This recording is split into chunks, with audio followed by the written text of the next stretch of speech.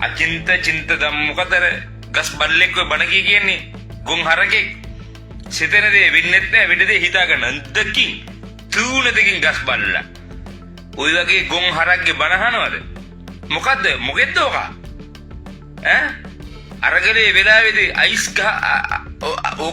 ඕකගේ පුළුවන් නම් ඕකයි මෙඩිකල් ටෙස්ට් එකක් කරන්න කියනවා හරිද ඒ වගේ ගම් කබරේ හරිද සිතන දේ වෙන්නේ නැත්නම් අම්මගේ රෙද්ද සිතන දේ වෙන්නේ නැත්නම් ගොන් කබරයා ගොන් හාමුදුරුවෝ තුගුණ දෙකින් යකෝ අපි ජීවිතයත් එක්ක අපේ ජීවිතය අපේ ආදරේ සෙනසත් එක්ක අපිද තෝ වගේ මෝඩ ගොන් හරකෙක් අපි දන්නවා මේ උපාධියත් මම දන්නවා හරිද තෝ ගැන කවුරුත් විචාර කරන්නේ තෝ වගේ ගස් බල්ලෙක්ගේ තොපිට තනිකර පාර හැත්තා ඒ කියන්නේ තොපට જાතියක් නෑ සම්බුද්ධ ශාසනයක් නෑ කියන්නේ තොපට ධර්මයක් නැති පාර හැත්තා ඒ කියන්නේ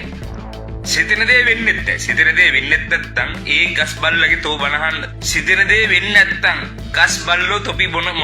මගුලට බනහන්න කියපන්කො තොපි කොහොමද තොපේ දරුවන් හදන්නේ සිතන දේ වෙන්නේ නැත්තම් වෙන දේ හිතා ගන්නත් බැරිලු වෙන දේ හිතා ගන්න ප්‍රශ්නයක් තියෙනවා හැබැයි සිතන දේ වෙන්නේ නැල්ලු ඒ වගේ ගොම් මෝඩ හරකෙක් ධර්ම දේශනාවක් කරපු තොපි ඔක්කොටම නිවන් සුව ලැබේවා සම්බුද්ධ ශාසනයට තොපේ ආදරයක් නැහැ සෙනෙහසක් නැහැ එහෙමනම් ඌවගෙන්නලා තොපේ මහගෑණි තොපේ අම්මා තොපේ තාත්තා තොපේ එකෙක් මරුණාට පස්සේ ඔය ගැන ගෙඩියව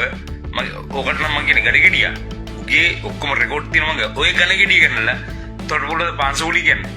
එකක් මතක තියාගන්නලා හරිද මුන් වගේ මේ ගොබ්බ මොයි චීවරදාරියෝ මොක්කුද මුන් පර 70 අවජාතක මුන්ට කියන්නේ අවජාතිකෝ ජාතකයක් නැහැ මුන්ට ජාතකයක් නැහැ මූ එච්චර පොරද්ද